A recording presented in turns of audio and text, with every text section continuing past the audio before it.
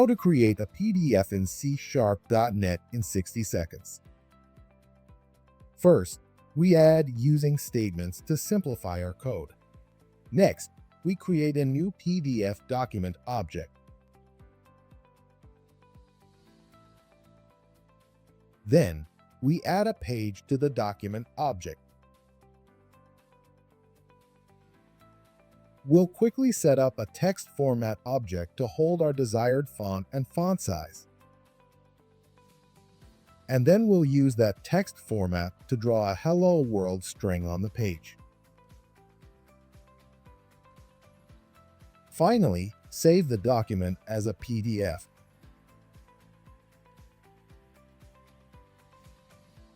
When we run the project, we can see the generated PDF with the Hello World string added.